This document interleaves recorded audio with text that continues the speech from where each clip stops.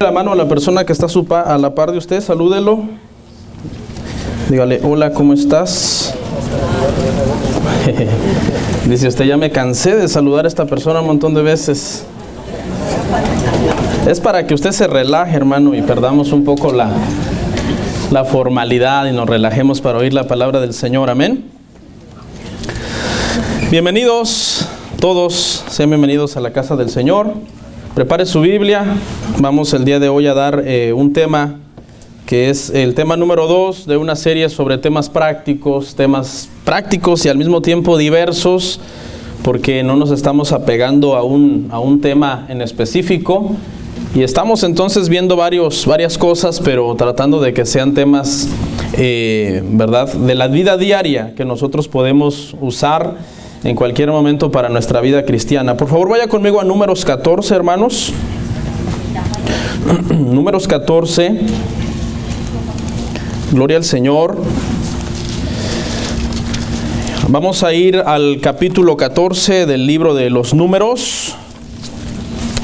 A mí me encantan leer estos libros de la ley. Son maravillosos, lo que son los primeros 5 libros de la ley.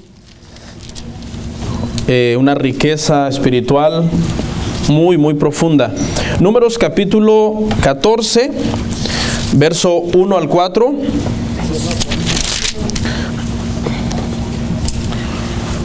Consígalo por ahí, póngase en pie un par de minutos para que le demos lectura, como acostumbramos acá, en esta congregación. Y leemos la palabra honrando al Padre, al Hijo y al Espíritu Santo de Dios. Y dice: entonces toda la congregación gritó y dio voces, y el pueblo lloró aquella noche. Y se quejaron contra Moisés y contra Aarón todos los hijos de Israel. Y les dijo toda la multitud: ojalá muriéramos en la tierra de Egipto, o en este desierto, ojalá muriéramos. ¿Y por qué nos trae Jehová a esta tierra para caer a espada y que nuestras mujeres y nuestros niños sean por presa? ¿No nos sería mejor volvernos a Egipto?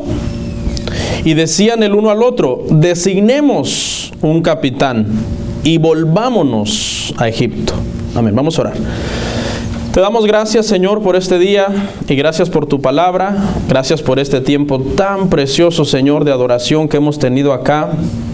Momentos sublimes, Padre, en que podemos derramar nuestra alma delante de ti en adoración y en gratitud, Padre. Gracias. Tú eres lo primero y lo más importante de nuestras vidas, Señor. Y queremos el día de hoy honrarte poniendo atención a tu palabra, oyendo tu palabra, Señor, y obedeciendo tu palabra. En el nombre de Jesús, amén. ¿Pueden sentarse, hermanos? Gloria al Señor. La serie se llama Temas Prácticos de la Vida Cristiana. Y el tema del día de hoy se titula La queja. La queja. ¿Quién de nosotros no se ha quejado alguna vez por algo? Este es un pecado, de esos pecados comunes que la mayor parte de nosotros practicamos, lamentablemente, porque no es la voluntad de Dios, pero también es algo tan común y es algo tan difícil que, sinceramente, solo Jesús, yo creo que ha sido el único hombre que ha venido a esta tierra y no se ha quejado. Pero de ahí en fuera, si estudiamos la vida de grandes hombres de la Biblia, podemos encontrar momentos difíciles en sus vidas o en sus ministerios que tendieron a quejarse por alguna situación. Desde que uno es bebé, comenzamos con las quejas, ¿no? Los bebés comienzan a quejarse y se quejan en una forma como de berrinche, protestando por alguna situación, que quizás su pañal está mojado, o tienen hambre, o les duele la panza, y ya comienzan a quejarse y a patalear y hacer ruido porque no están bien. Hay algo que los tiene disconformes en ese momento. Luego crecen y empiezan... Gracias, mi amor. Luego crecen y empiezan los niños a pelearse, ¿no? Los hermanitos unos con otros por un juguete, y ya viene el hermanito a ponerte la queja: es que mi hermana me pegó. Ay, uno dice: ay, Señor, ayúdame, Padre. Sí le pasa, ¿no? Cuando los hermanitos vienen con las quejas. Ya desde que a mí alguien me grita desde el segundo piso, yo ya sé una queja. ¡Papá! ¿Qué hizo Max ahora? ¿Qué hizo Jero ahora? ¿No? Y luego crecen y llegan adolescentes y se quejan por los zapatos que no son de marca y por la comida especialmente, que otra vez frijoles, que otra vez esto, que otra vez no sé qué.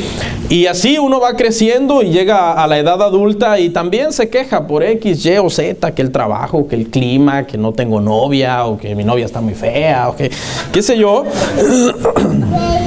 Entonces la queja, hermano, va siendo algo que lamentablemente se va como arraigando, como echando una raíz en el corazón de los seres humanos y se vuelve parte de la vida. Hay unos que son más quejumbrosos, dice mi mamá, que otros, pero la mayor parte de personas lidiamos con esto, lidiamos. Y el día de hoy, hermano, vamos a ver a través de la palabra del Señor cómo deberíamos de por lo menos luchar contra la queja, luchar contra ella, tratar de erradicarla lo más posible de nuestra vida. Quizás no va a ser posible al 100% que usted diga, yo nunca me quejo, soy una persona tan en paz con los que me rodean y con lo que pasa a mi alrededor y con las cosas que suceden que no me gustan. Sería imposible prácticamente que lleguemos a ese nivel de erradicar al 100% la queja de nuestra vida, pero mínimo no deberíamos de ser unos cristianos quejosos, que por cualquier cosa ya estamos quejándonos. Y hoy vamos a aprender por qué la queja, hermano, es un pecado. Todas las quejas que usted tenga, sea contra quien sea o sea de lo que sea, todas esas quejas son quejas directamente contra Dios. No, yo me estoy quejando de mi cónyuge, no de Dios. No, porque Dios te dio al cónyuge. O sea, todas las quejas, a final de cuentas, hay gente que se queja por el clima. ¿Quién da el clima? Dios da el clima. O sea, es una queja contra Dios. Hay gente que se queja por los hijos. ¿Y acaso ellos pidieron nacer? No, tú los decidiste tener voluntariamente, Dios te los dio, y entonces todas las quejas en realidad al final desembocan en una queja contra Dios. El pasaje que leímos, hermano, de Israel en el desierto, usted sabe que Israel estuvo 40 años en el desierto, y una de las razones por las que ellos estuvieron ahí 40 años fue porque ellos estaban bien amargados, hermano. Amargados, podemos oírlo. ¿Ve usted lo que leímos? ¿Por qué nos trajeron aquí a morir a espada? Están bien negativos, dice, designemos un capitán y volvámonos a Egipto. Estaban quejándose, la queja provocó que Israel estuviera 40 años en el desierto.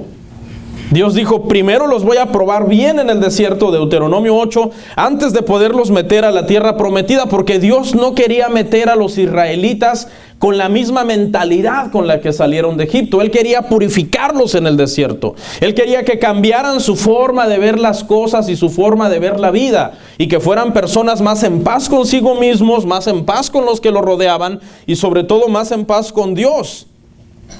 Pero lamentablemente la queja provocó que estuvieran 40 años. Dicen los teólogos y los expertos en geografía bíblica que Israel estuvo dando 40 años vueltas en un lugar, y que ese viaje debió de haber durado, algunos dicen que un mes, otros dicen que 2 semanas, otros dicen que 11 días. No, el número exacto no lo sabemos, pero debió de haber sido una cantidad de tiempo muy, muy inferior a la que ellos se tardaron. 40 años, aunque se hubieran tardado un año no es mucho, un año se pasa bien rápido. Mire, ya estamos a finales de noviembre. Pero 40 años en Israel representaba una generación. Y era esa generación que salió de Egipto que Dios quería purificar, que Dios quería cambiar. Y nunca entendieron.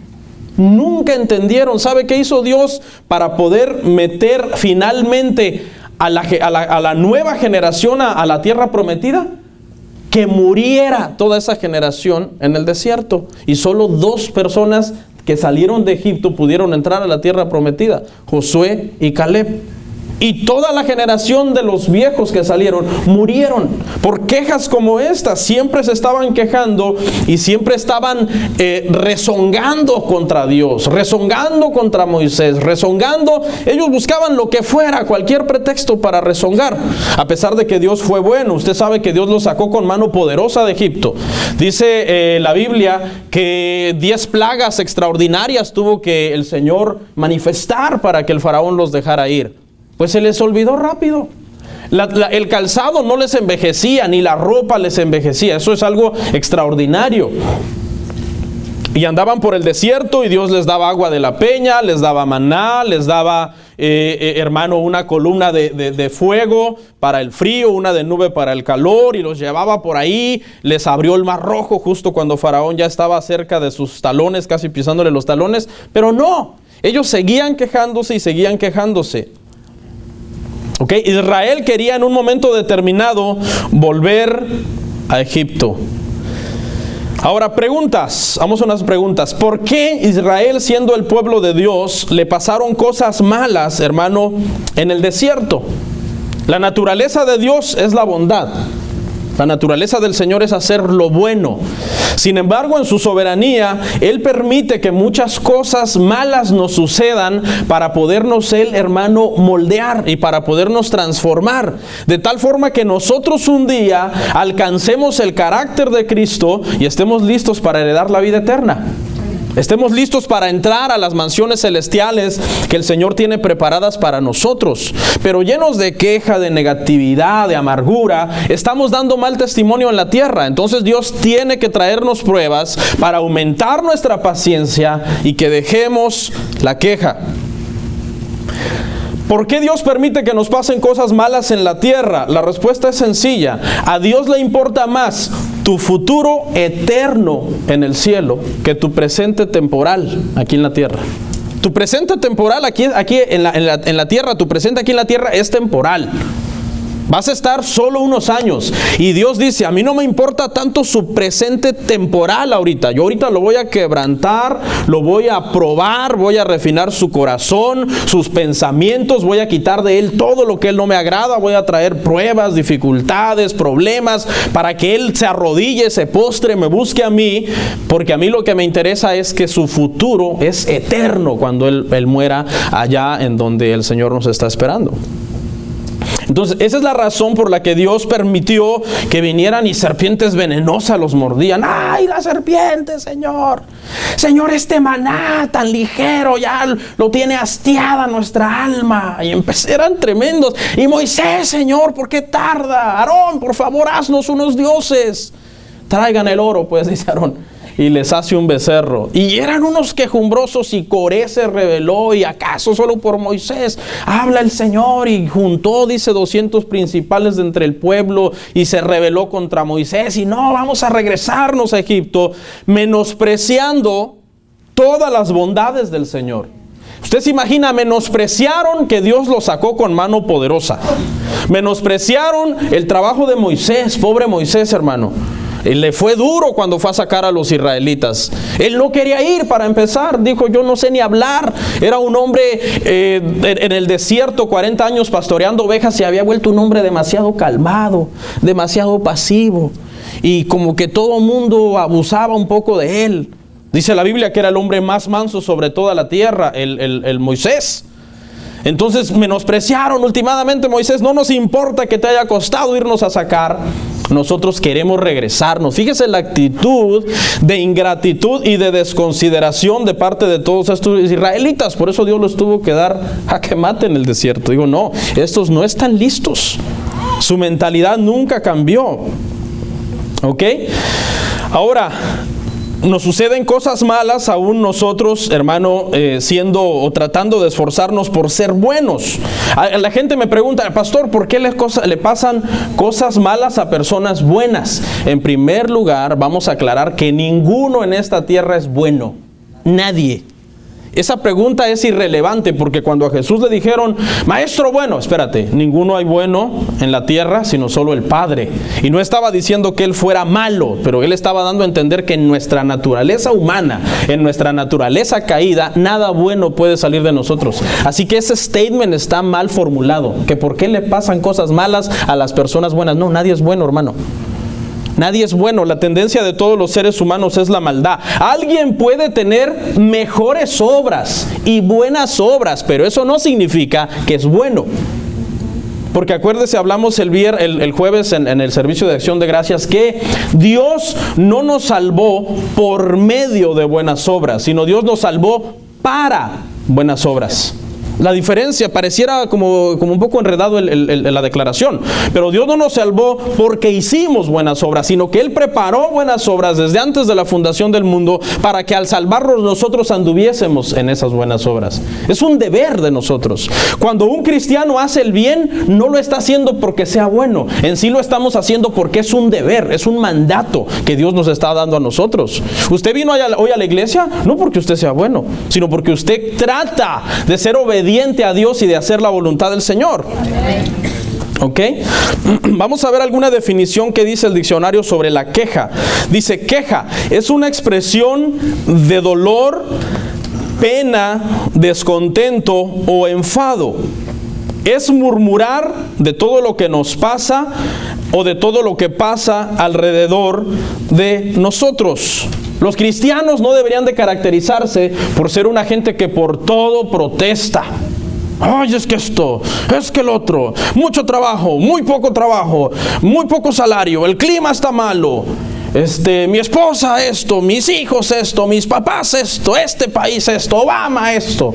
El cristiano no se debería de caracterizar por ser un rezongón, quejisto, inconforme, negativo, amargado.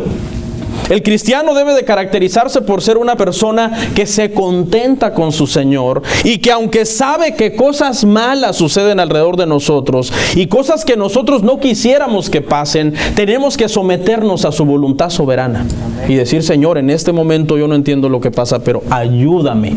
Hay unos que dicen, Padre, dame paciencia. ¿Sabe qué le va a mandar el Señor? Pruebas, porque dice la Biblia que las pruebas son las que perfeccionan, aumentan, moldean nuestra paciencia. Por eso hay tanta gente tan atribulada, porque pide paciencia y el Señor dice, bueno, ahí te va. Ok, ¿qué más es quejarse? También es una falta de contentamiento. En el plano espiritual es una falta de contentamiento con los planes de Dios. ¿Ok? Y la queja es contender contra Dios. El cristiano maduro debe de vivir bajo la soberanía del Señor. Amén. Vamos a entrar a nuestro tema. Vamos a hablar un poco acerca de las quejas de Israel. Luego vamos a hablar de las quejas de la iglesia, de las quejas del cristiano y cómo deberíamos de manejar nuestras quejas ante Dios. Vaya conmigo a Números 11 del 1 al 10, rapidito.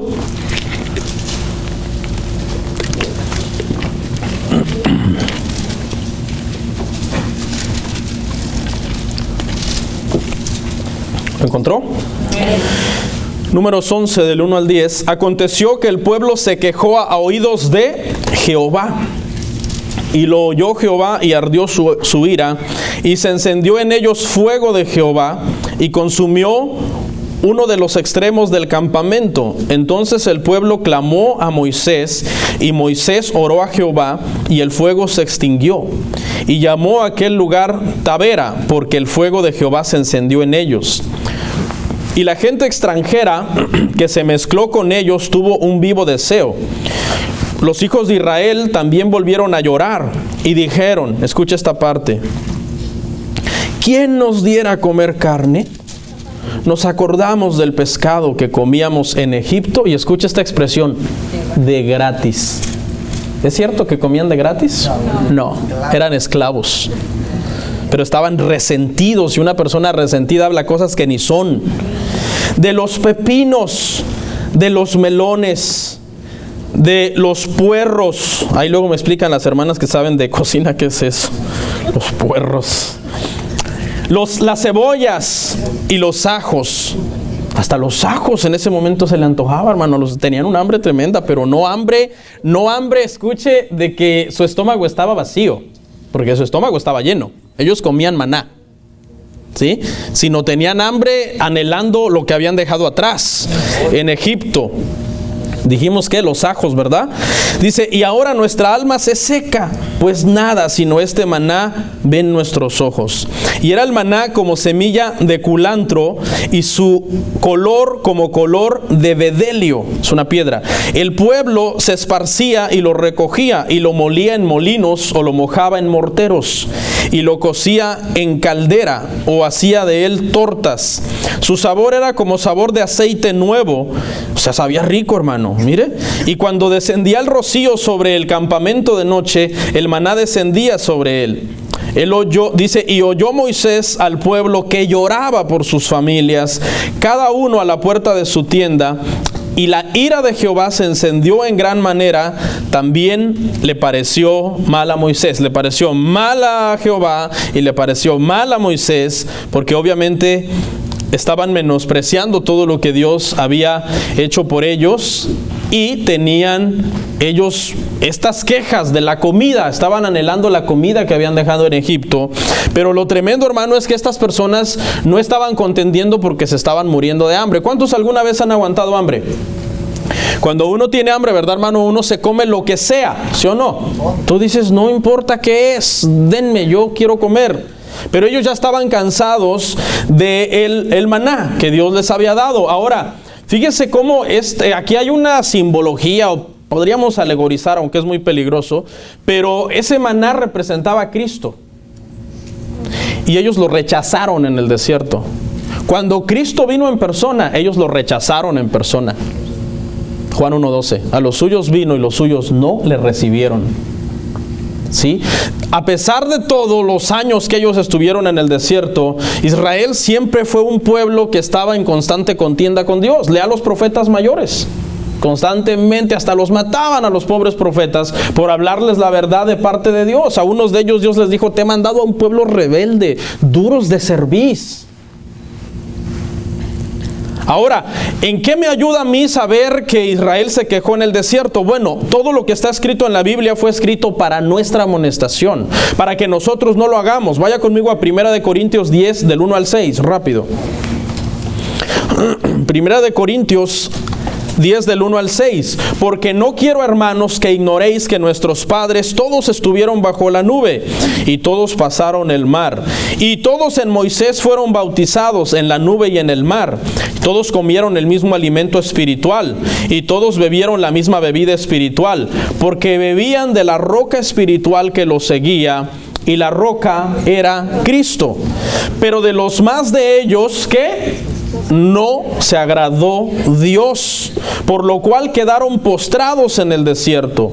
Mas estas cosas sucedieron como ejemplo para nosotros, para que no codiciemos cosas malas como ellos codiciaron. Lo que había en el corazón de Israel en el desierto no era hambre, era codicia. Estaban codiciando las cosas de Egipto.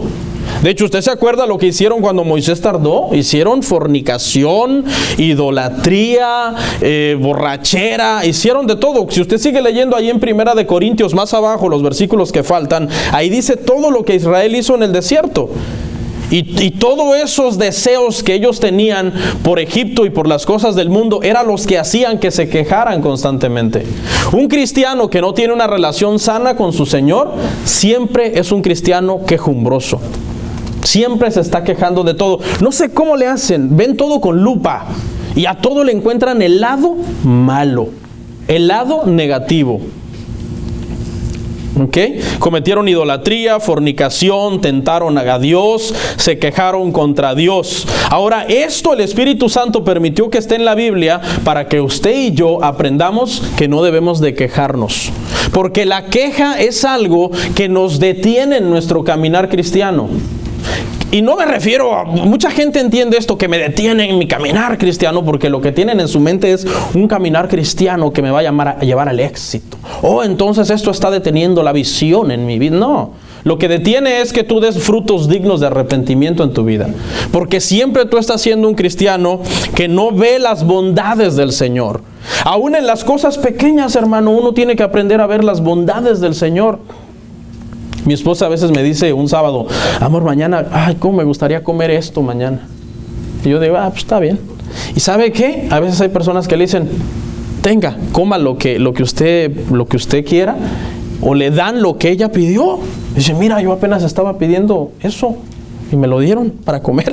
Y así en cosas pequeñas yo he visto un montón de veces la mano del Señor en cosas pequeñas, detalles pequeños, como Dios, hermano, cuando Él se complace con nosotros, con que nosotros estemos haciendo su voluntad, Dios nos bendice.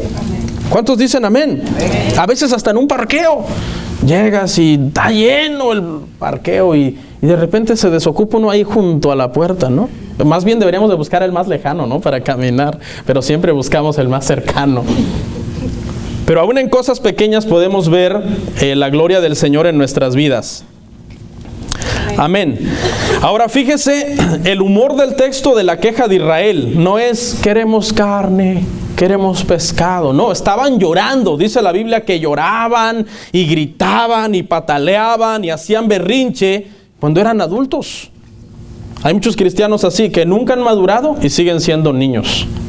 Por cualquier cosita se enojan y por cualquier cosita murmuran del pastor, de la iglesia, de la prédica. Hay gente que vino hoy aquí, hermano, a oír la prédica y en la tarde publican lo que no les gustó. En forma de indirecta, pero uno... A eso vienen nada más. Yo digo, mejor no se hubieran venido a amargar la vida. Es tremendo porque es la queja, todo lo ven malo, todo lo ven negativo, aunque las cosas tengan partes buenas, pero como ya están predispuestos en su corazón, Israel se predispuso, ya todo estaba mal. La queja nos hace como niños que nos estamos quejando. Algunas veces viene uno de mis hijos con una queja y me dice, no, es que me pegó. Le digo, ¿dónde? A ver, no tienes nada. No me duele, pero lo que yo tengo es coraje contra él. Ya no es tanto la queja por el dolor, la queja es por el rencor. Sí, y eso es lo que había pasado en su momento. Ok, vamos a ver ahora un poco, hermano, acerca de la queja de la iglesia. Vaya conmigo a Hechos 6, 1 al 7.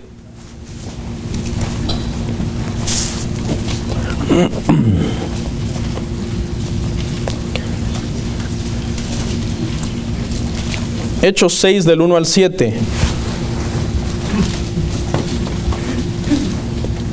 Dice, en aquellos días, como creciera el número de los discípulos, hubo murmuración de los griegos contra los hebreos, de que las viudas de aquellos eran desatendidas en la distribución diaria. Entonces los 12 convocaron a la multitud de los discípulos y dijeron, no es justo que nosotros dejemos la palabra de Dios para servir las mesas. Buscad, pues, hermanos, de entre vosotros a 7 varones de buen testimonio, llenos del Espíritu Santo y de sabiduría, a quienes encarguemos de este trabajo. Dice, y nosotros persistiremos en la oración, en el ministerio de la palabra. Qué buen trabajo de los apóstoles.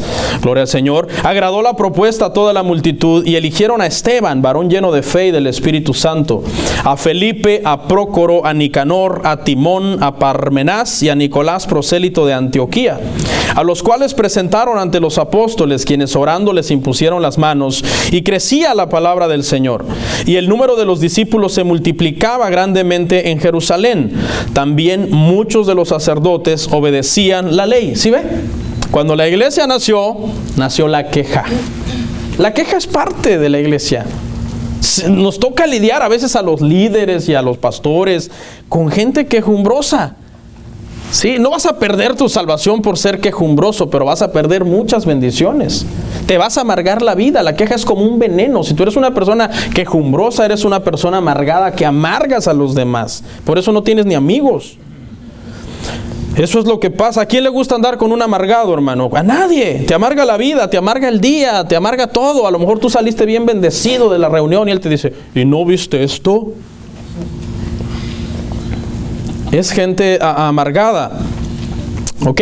En este caso, hermano, la queja tenía una razón, entre comillas, y estaban murmurando de que se hacía acepción de personas dentro de la iglesia, porque dice que se estaba desatendiendo a las viudas de los griegos. Habían en esas reuniones tanto judíos, tanto de religión como de nacionalidad, como habían también judíos de religión, pero de nacionalidad griega.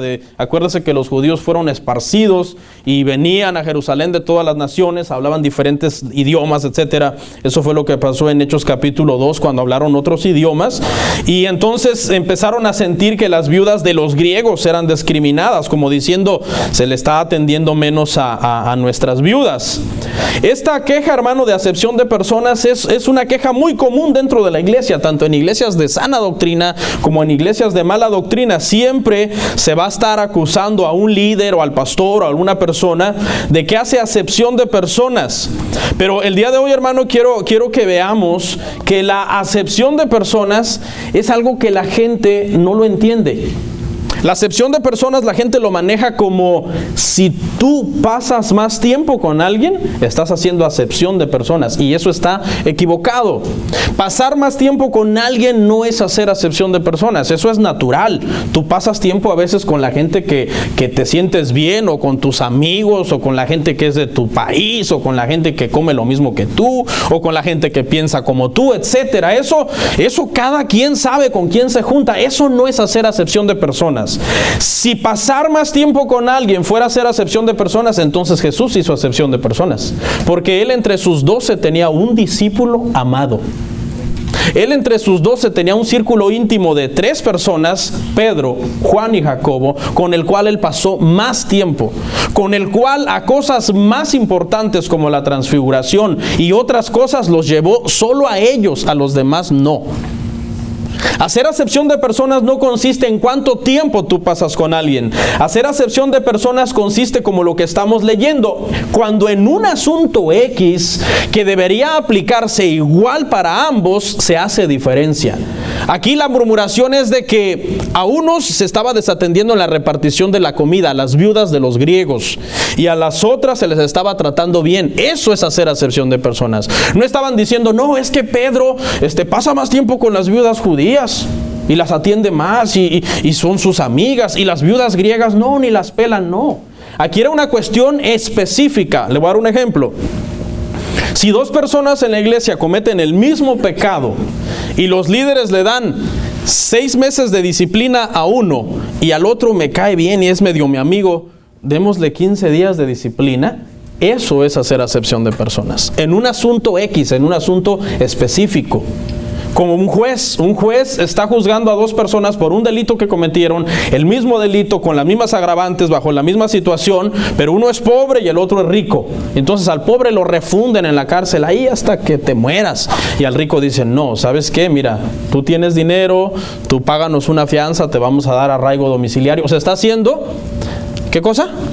Acepción de personas. Entonces es normal, la queja es parte, les decía yo cuando empezamos, es normal, pero procure usted no ser un quejumbroso, que el pastor, que el traje del pastor, que la organización, que la alabanza, que esto, que hay gente que hasta de las finanzas anda preocupado, y cómo estarán las finanzas de la iglesia, y usted cuánto da, no pues nada, pero que se anden derechitos conmigo, porque si no van a ver.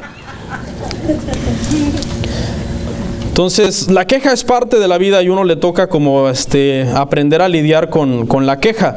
Veamos a unos personajes que ya les cité hace un momento que se quejaron contra Israel. Vamos a ver Números 12 del 4 al 10 para que veamos lo que hace la queja en una congregación, porque Israel era una congregación, ¿no? Era un pueblo, era una congregación también. Números 12 del 4 al 10.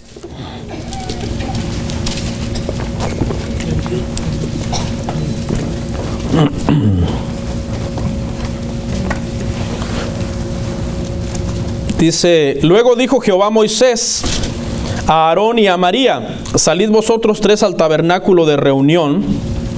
Y salieron ellos 3. Entonces Jehová descendió en la columna de la nube y se puso a la puerta del tabernáculo y llamó a Aarón y a María, y salieron ambos. Y él les dijo, oíd ahora mis palabras.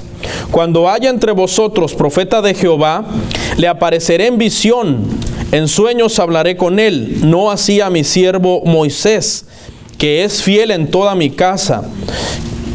Cara a cara hablaré con él, y claramente, y no por figuras, y verá la apariencia de Jehová. ¿Por qué pues no tuvisteis temor de hablar contra mi siervo Moisés? Entonces la ira de Jehová se encendió contra ellos y se fue. Y la nube se apartó del tabernáculo, y aquí que María estaba leprosa como la nieve. Y miró Aarón a María, y aquí que estaba leprosa. María y Aarón murmuraron contra Moisés. Nunca hay un pasaje donde diga María y Aarón un día llamaron a Moisés y le dijeron: mira, Moisés, te preparamos una comida porque te queremos dar gracias. Oye, qué trabajo tan pesado el que hiciste para sacarnos de Egipto. Ah, no, eso no. Pero eso sí, ya les había caído mal, porque mucho Dios lo usaba. Sí ve, o sea, hay gente que está presta para resaltar el error. Eso es parte de nuestra naturaleza caída, la verdad, hermano. Pero hay gente bien malagradecida que no agradece el que tú le ayudes. Por ejemplo, es muy común que alguien, cuando ya tú le caíste mal, le empieza a contar a los demás. No, es que me regañó y yo estaba hablando algo y me contradijo y no, me hizo unos gestos así, me manoteó y no, se portó bien mal conmigo. Ah, pero no les dice la vez que le pagaste la renta, la vez que lo sacaste de la cárcel, la vez que lo fuiste a ver al hospital y le llevaste dinero. No, eso no lo cuenta. Él lo que está buscando es el lado malo, el lado negativo. La queja, quejarse contra ti, ponerte en mal. Y eso es lo que estaba haciendo María y Aarón. Y mire lo que Dios hizo. Sí, aunque sabemos que esto está en los tiempos del Antiguo Testamento y la lepra era símbolo de una ofensa grave contra Dios. En Israel se creía que el único que ponía lepra en la vida de una persona era Dios y que era el único que la podía sanar. O sea, cuando vemos a María leprosa, vemos a Dios airado contra ella por quejarse, por ser quejumbrosa, por estar atacando al pobre de Moisés. Moisés era un buen pastor y era un buen hombre. Vamos a llegar a ese punto ahorita. Ahora, veamos a otro, Números 16, 19 al 24.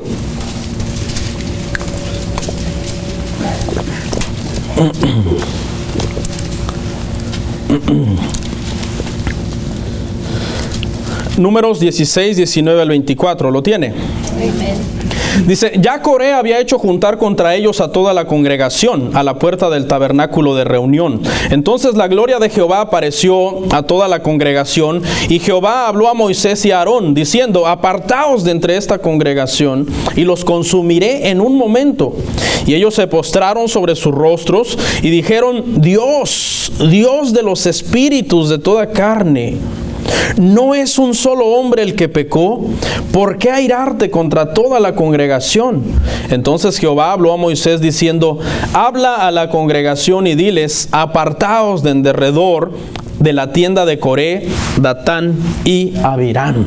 Y usted sabe qué les pasó, ¿no? La tierra se los tragó, hasta con todo, y animales, hasta ni de los hijos en ese momento Dios tuvo, digamos, misericordia, sino que vino el juicio de Dios en todo, hermano, su esplendor, y la tierra dice que descendieron vivos al Seol. Ahora, escuche, estos pasajes que yo leí, yo sé que los falsos pastores los han abusado. Entonces, hay muchos falsos apóstoles y falsos profetas hoy, pastores de la prosperidad, que le dicen a su pueblo: no digas nada de mí, ni de lo que yo predico, ni de mi visión, porque ve el ejemplo de María, ve el ejemplo de Coré. Eso te va a pasar por rebelde. ¿Sí se han abusado de esos versículos así? Sí. Cuando un cristiano se levanta para acusar a un falso profeta, un falso ministro, un falso predicador del evangelio de la prosperidad, y él venga y te diga: te va a pasar lo de María y lo de Coré, no le creas. Dios no está con él. Dios está contigo porque tú tienes la verdad. Pero, si tu queja es contra un buen hombre de Dios, ten cuidado. Ten cuidado. Porque allí tú te estás quejando contra alguien que quizás no es perfecto, porque existe el pastor perfecto, no existe. Pero quizás es un hombre que Dios llamó, que está haciendo todo lo que puede humanamente en sus capacidades, en su esfuerzo de preparar, de estudiar, de guiar bien la iglesia. Y tú, no me gusta. No, y nunca hay un gracias por la prédica, pastor. No, pero sí hay un: ¿te fijaste que me tiró una pedrada? Porque es la naturaleza de la humanidad, siempre ver lo malo. Y esto que le pasó a Coré y a María, les pasó no porque estaban murmurando contra un falso profeta. Les pasó porque estaban murmurando y quejándose contra un hombre de Dios. Entonces tenga cuidado porque Dios es justo. Tú me podrías decir, bueno, pero ¿será que sí? Si yo murmuro de alguien que un buen pastor, una buena iglesia, ¿será que Dios me va a hacer algo? Bueno, no sé, pero Dios es justo. Y si lo que tú estás haciendo es injusto, Él hará justicia. Él hará justicia. Porque ni modo que Dios se quede. Lo que le queda a uno es no defenderse, porque también si alguien te ataca y tú te defiendes, pues ya la regaste, porque no estás dando lugar a la ira de Dios. Cuando alguien te ataca, tú debes de quedarte callado. Escucha, cuando alguien te ataca, escucha lo que debes de hacer: orar y bendecirle. Porque eso, va a parecer malo lo que estoy diciendo, pero es bíblico. Cuando alguien te ataca y tú le bendices, Dios se aira contra esa persona. Dios toma una postura de, ok, yo te voy a defender. Y además, cuando tú lo estás bendiciendo y orando por él, se te quita el enojo contra él. O sea, es una bendición. Por eso dice, dad lugar a la ira del Señor, no os venguéis vosotros mismos. Entonces, para resumir, si en la congregación tú te estás quejando de algo que verdaderamente es justo, ahí es donde Dios hará justicia. Ok, vamos a hablar ahora entonces, hermano, de la queja contra los hermanos en la iglesia. Colosenses 3, 12 y 13. Ya hablamos de la queja de Israel, la queja de la iglesia. Vamos a hablar un poco acerca de cuando uno se queja de los hermanos, que es común, ¿no? Colosenses 3, 12 y 13, hermanos.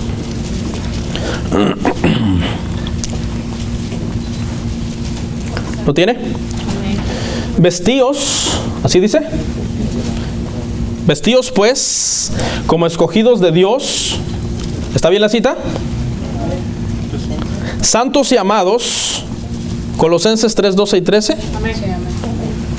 Vestíos pues como escogidos de Dios, santos y amados, de entrañable misericordia, de benignidad, de humildad, de mansedumbre, de paciencia, soportándoos unos a otros y perdonándoos unos a otros.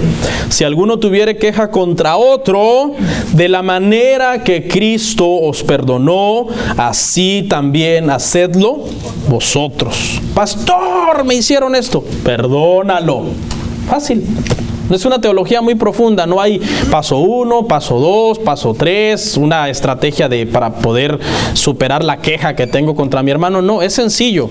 Ora por él, bendícele, Dios te va a quitar el enojo del corazón, se va a ir el enojo, le perdonas y aparte lo pones en las manos del Señor. Si te sigue cometiendo injusticias, se va a tener que ver con el Señor. Las epístolas de Pablo me encantan porque profesan y hacen un llamado a tanto amor a la iglesia y a tanta armonía. Aunque pues es dificilísimo con gente que no anda en el mismo espíritu uno tener armonía. Es muy, muy difícil. Por eso yo soy de la idea de que tú debes de estar en una iglesia donde te sientas bien. Porque eso ayuda a la armonía de la iglesia. Gloria al Señor. Ahora, pregunta, ¿cuántas quejas tendrá Dios de nosotros? Muchas. Dios tiene muchas quejas de nosotros. ¿Cuántos de ustedes ahorita con tanta fiesta, hermano, han orado, leído la Biblia, le han dado su tiempo al Señor? No, hermano, unos andan en el trabajo, hermano. Tanto que trabajan que ya sus ojos son así como esas caricaturas, ¿se acuerdan? Cuando se hace una espiral así de colores. Otros hermanos todos aruñados porque en el viernes negro se pelearon ahí por un microwave, hermano, con la gente. Todos morados. Y hoy, ya notó que hoy la asistencia está baja. ¿Sabe por qué? Por tanta fiesta. Viernes negro, desveladas, ponche, tamales, tortas, tacos, tostadas. Muchos hoy dijeron, ¿qué viste? A las 11 el culto. No, pero el Black Friday, hermanos, se pararon a las 5 de la mañana para ir al Walmart a pelearse, hermanos, ahí por ya iba a decir una marca, pelearse ahí por un producto. ¿Usted cree que la mayor parte de los que estamos aquí han hecho sus devocionales en estos días? Sí, la única oración que han repetido cada 40 minutos es la oración por los alimentos. Y otra vez más comida y más comida, 10 alimentos. Porque eso han pasado haciendo todos estos días. Y ya viene Año Nuevo, ¿eh? ¿Cuántas quejas no tendrá Dios de nosotros? Y tú tienes quejas contra tus hermanos. Dios te perdona a ti, perdona a tus hermanos. Perdónalos. Perdónalos. ¿Cuántas veces, pastor? Todas las veces que te ofendan. Ahora vamos a hablar del pastor quejumbroso. Pastor, pero si usted se está quejando ahorita. Hebreos 13:17. No malinterprete. Una cosa es predicar la verdad y predicar duro y decir las verdades de la Biblia. Y otra cosa es quejarse. Hebreos 13:17, ¿lo tiene? Mi partecita, para que yo me vaya limpio.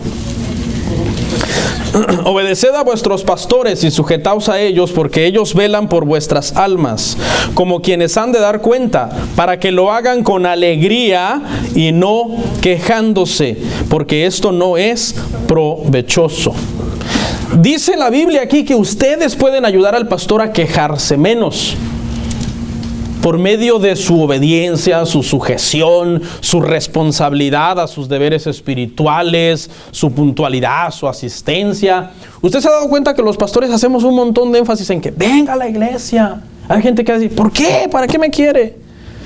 Pues porque una persona se supone que es oveja, la iglesia es el redil, esto es el pasto, uno es el pastor que le da el pasto. Entonces si usted deja de venir un domingo, no come, porque en su casa no la lee. Entonces después ya resultan por allá en el mundo, ay no, y la típica queja, es que ahí nunca me ayudaron. Hermano, ¿y por qué no le echa ganas? No, es que nunca me han ayudado, nunca ha habido un interés por mí. No te hagas la víctima, lo que pasa es que eres un flojonazo que no te gusta leer la Biblia, porque si la leyeras y oraras en tu casa andarías bien en el poder de Dios, y en lugar de andar esperando ayuda, andarías diciendo, ¿en qué ayudo? Esa queja no se la crea cualquiera, hermano, ya madure, ¿ok? Se va una familia y, hermano, ¿por qué te fuiste? Y aquel, es que nunca me ayudaron. 20 años diciéndole que se casara y nunca se casó, viviendo en unión libre. Hay gente que hasta le hemos ofrecido pagarle, te pagamos la boda y el divorcio si es necesario. Y no, siguen pensando. Eso no, ya madure, hermano, ¿ok? No se deje enredar por toda esa gente negativa que a veces se va de la iglesia y la iglesia está bien y haciendo su trabajo y lo mejor que puede. Y como tú andas bien apartadote de Dios, ya me contaminé. Pues si tú no vas, yo tampoco, hermano. Es un pretexto tuyo para irte al mundo. ¿Ok? El pastor, hermano, debe de ser una persona que predica la palabra, que enseña la palabra, que está tratando de dirigir la iglesia, pero no debe de ser una persona, hermano, que está quejándose constantemente, diciéndoles, hermanos, aquí hay miseria, amarrando navajas. Hay gente que amarra navajas. Pastor, fulano me hizo tal cosa. Sí, supiera lo que me dijo de usted, mátelo. Hay muchos pastores que usan esa estrategia, según ellos, para que la iglesia no se les divida. Cuando ven a 2, 3 familias que pasan mucho tiempo juntos, los echan a pelear. No, los voy a echar a pelear. No vaya a ser que el más espiritualito de los que anda ahí ponga su iglesia y se los lleve. Entonces los echan a pelear. No, supiera lo que dijo de usted, hermano. Una iglesia sana debe de promover la unidad, la armonía, la paz entre hermanos. El pastor no debe de ser una persona quejumbrosa, que esté toda la vida, hermano, lloriqueando, porque eso es no confiar en Dios. Se supone que Dios me llamó a mí a pastorear, yo debo de confiar en Él. Cuando Dios me llamó, ninguno de ustedes estaba ahí. Yo dije, bueno, voy a hacer tu voluntad, y Él añade los que han de ser salvos conforme a su voluntad. Yo por eso no peleo a veces con la gente que se va, porque yo sé que las ovejas no son mías. A los que se van les bendigo y les digo, Dios te guarde, hermano, Dios te ayude. Un hermano más bien me dijo cuando se llegó a despedir de mí, ya después lo llamé, ¿verdad, hermano? ¿Y cómo estás? Ay, pastor, estoy sentido con usted. Digo, ¿por qué? Es que el día que me fue a despedir de usted, yo quería que usted me pusiera resistencia. Me dijera, no te vayas, hermano, por favor. Pues, hermano, pues si tú me fuiste a decir que te ibas, que te diera mi bendición. No, pastor, pero yo quería que usted me rogara. Entonces quedó sin iglesia porque él fue pensando, voy a ir y me van a rogar. No, ¿cuál? Vaya, hermano, Dios te guarde. ¿Por qué? Porque yo estoy confiando en Dios.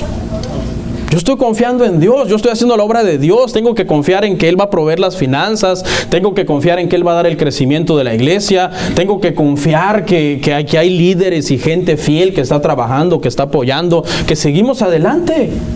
Y si un día Dios me dice hasta aquí, ya no quiero que hagas esto, pues tengo que someterme al Señor. Mientras tanto, yo tengo que ser fiel y hacer su voluntad. Los pastores llorones, quejistas y todo eso, hermano, nada más contaminan la iglesia y dañan a las ovejas. Les presentan un Dios en el cual ellos no confían. ¿Y cómo le piden a la gente que confíe en Dios? Voy cerrando. Las quejas, el punto número que sigue, 5, se deben presentar ante Dios. Ya hablamos de la queja del pastor. Las quejas se deben de presentar ante Dios. Vaya conmigo a Salmo 142, 1-7. Pastor, pero usted dice que no nos quejemos. Sí, no te quejes contra Dios. Quéjate en su presencia, pero de la forma correcta. Escúchelo. Salmo 142 del 1 al 7.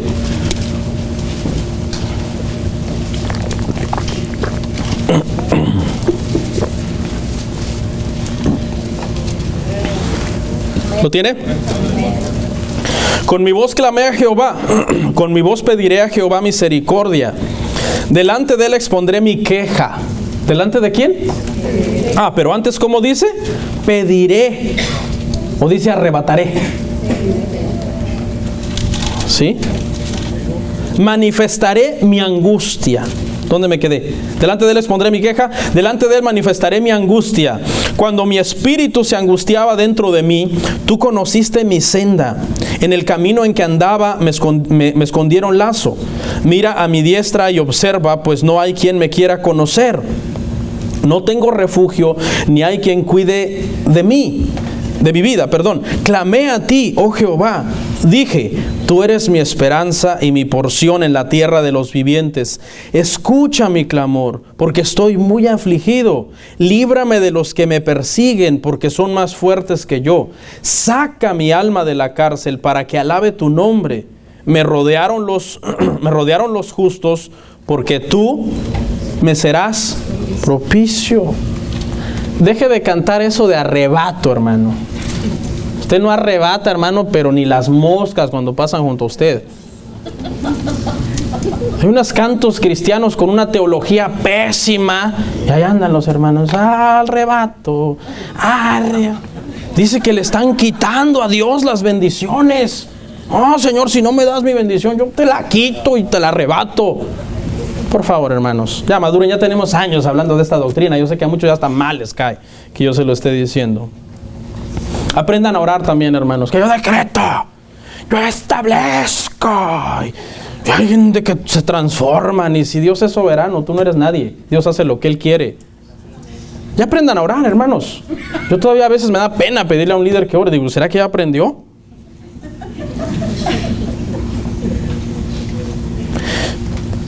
David está presentando su queja a Dios, está él, Padre, ayúdame, yo sé que tú eres misericordioso. Pero como dijo Jesús al final de su oración, pero no se haga lo que yo quiero, hágase tu voluntad, Señor. Porque nuestra oración debe de ser presentada a Dios con esa paz interior. Me ha tocado aconsejar a mucha gente y le digo, ¿está orando por esto? Dice, sí, yo lo estoy declarando, pastor, está orando mal. Una oración desesperada, una oración llena de angustia, eso no sirve. La oración debe de ser en paz, esperando a la voluntad del Señor. A veces nos pasan cosas muy difíciles, enfermedades graves, situaciones financieras muy difíciles, y uno debe de estar reposando, confiando en el Señor, pidiéndole en oración al Señor, haz tu voluntad, Señor. Último punto, vamos a ver algunas quejas comunes del cristiano. Todavía tengo 10 minutos, apenas llevo 52. Quejas comunes, el trabajo. Hay unos que se quejan porque no tienen, pero es que tienen el complejo de don Ramón. No, a don Ramón no le gustaba el trabajo. No tengo trabajo. Y hay gente que tiene así 15 años, no tiene trabajo. Don Ramón tenía como 15 años también, debía 14 meses de renta. Hay gente que tú le preguntaste en el año 2000, ¿tiene trabajo? No. Y le preguntas hoy en el 2015, 15 años después, hermano, ¿tiene trabajo? No. Ay, Dios. Otros porque tienen mucho trabajo. Más bien dejen un poco de trabajo para los otros que no tienen. No trabajen demasiado. Usted sabía, hermano, que uno no debe de trabajar en exceso. Porque las fuerzas que tú tienes también las debes de invertir para tu familia, para Dios primeramente, para tu vida espiritual. Del jefe. ¿Cuándo no se quejan del jefe? Dale gracias a Dios si tienes un jefe. Sujétate, respétalo, sométete, obedécele, porque con esa actitud es más fácil que te trate mejor. De los compañeros de trabajo, son quejas comunes. De la familia, ¿no? ¿Cuántos no tenemos quejas en la familia, ¿no? Del cónyuge, por ejemplo. ¿Quién no tiene quejas del cónyuge? A mí seguido me llaman, pastor, mi esposo. Pues ¿quién te obligó a casarte? Con una escopeta en el pecho. Di que sí. No, fue tu decisión. Hay gente que dice, es que la persona que Dios me dio. Y Dios dice, ¿yo qué? No te di nada. Tú lo agarraste. Tú la buscaste a ella por tus hormonas locas. ¿No? Las relaciones, hermano, deben de ser sanas. Los matrimonios cristianos deben de ser sanos. Por ejemplo, en el matrimonio no debe existir el miedo hacia tu cónyuge. Si tú le tienes miedo a tu cónyuge, tú estás en una relación destructiva. A tu cónyuge tú le debes de tener respeto y honrarle porque es tu pareja con quien Dios quiere que pases el resto de tu vida. Pero si tú le tienes miedo, eso no es sano. Ay, hombre, es que, ya me tardé más en el trabajo, mi amor. Créeme, estoy en el tráfico. Mira, es más, te voy a hacer una videollamada, ¿ok? Para que veas todos los carros que tengo enfrente de mí. Ahí va. Ahí está, mi amor.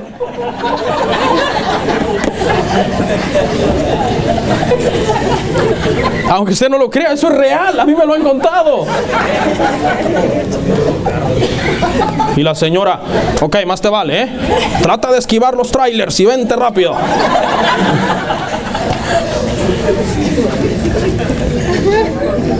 No debe de haber miedo. Una mujer que tenga miedo a su marido. Ay, Dios mío, el hijo está enfermo y ya viene este hombre, me va a pegar, me va a regañar porque va a decir que siempre está enfermo por mi culpa, que nunca le pongo suéter, que lo dejo salir descalzo. Si tú vives en una relación de miedo, es una relación destructiva. Estás casado con un dictador, con una dictadora. Y eso demuestra tu mala espiritualidad y la mala relación que este matrimonio tiene con Dios. Quejas hacia los padres, principalmente de los adolescentes que cuando ya están en la edad de la adolescencia, pues ya quieren hacer su vida. Pero les tengo un consejo: búsquense un trabajo, manténganse, cómprense todo lo que necesiten, paguen sus biles, paguen su renta, laven su ropa, busquen quien les cocine, paguen su celular y sean independientes. Mientras sus padres les mantengan y les den dinero, sométanse, porque eso es lo que la palabra del Señor manda en Pedro. Sí, el que quiera ser libre e independiente, hermano, hágale su maletita como al chavo. Un palo de escoba. Y yo creo que en una sabanita así chiquita le cabe. Nada más dele un pantalón, una camisa. Dígale, esto te lo estoy regalando por misericordia, ¿eh? No, pero es que lo del closet es mío. No, no es tuyo. ¿Cuándo lo pagaste? Esto nomás para que mientras llegas abajo del puente y de aquí a allá no te mojes. Porque hay muchos chamaquillos que ya se quieren creer, hermano, mucho, y hay que ponerlos en su lugar. Las quejas de los hijos, se pelean entre ellos, se pelean con los hermanos, etcétera. Las quejas de la iglesia, el pastor. Ay, este señor, ¿cómo predica tan largo? La alabanza, no me gusta la alabanza.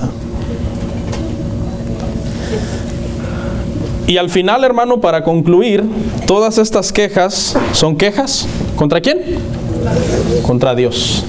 Todas las quejas de un cristiano amargado, negativo, quejumbroso, que todo lo ve mal, son quejas directas contra Dios. La queja, para cerrar, te destruye la esperanza, porque nosotros tenemos una esperanza eterna con el Señor, pero si pasas aquí en la tierra quejándote toda la vida, Entonces vas a vivir una vida sin esperanza. ¿Cuál es tu esperanza? No, pues más problemas. ¿Por qué? Porque entre más te quejes, más Dios te va a seguir probando. ¿Qué le hizo a Israel en el desierto? ¿No les gustan las serpientes? Ok, entonces las aguas del mar van a estar amargas. No, que ya remurmuraron contra estas aguas. Ok, les voy a traer los amalecitas que les hagan guerra. Ay, que los amalecitas no sé qué. Y ahí estarían al pobre aquel con las manos arriba, ya ni tenía circulación sanguínea, ¿no? Y entre Uri y Aarón se las agarraron a Moisés para que prevalecieran y las bajaban y venían los amalecitas y hacían matanza. Oh, ¿no les gustó eso? Ahí les va otra cosa. Siempre tratando de moldearlos. La queja contamina a los demás. No te juntes con gente quejosa. Sí, hay gente que nunca puede hacer un comentario limpio, así sin malicia. Siempre sus comentarios llevan cierta dosis de cizaña, sí, y veneno. Esquiva a esa gente. Ahí en Facebook, en la parte donde dice Friends, dice follow y dale para que siga siendo amigo, pero ya no veas lo que publica. Unfollow. La queja hace las cosas más difíciles y alarga los procesos. La queja, hermano, cierra las puertas al quejoso. Si un patrón tiene 2 trabajadores, uno contento y otro quejoso, y se acabó el trabajo, se redujo el trabajo, ¿a quién va a correr? Al quejoso. La queja demuestra la falta de madurez. La falta de madurez. Y la queja es una muestra de nuestra ingratitud contra todas las bendiciones del Señor. ¿Cuántos son bendecidos en el Señor?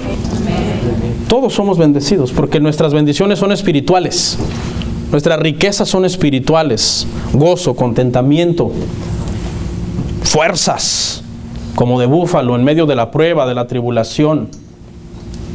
Así, hermano, que, por favor, yo dije al principio cuando empezamos, es imposible erradicarla al 100%, pero disminúyala. Analícese cuando usted se está quejando y diga, no puedo ser así, debo de ser diferente. Incline su rostro. Cierre sus ojos, incline su rostro.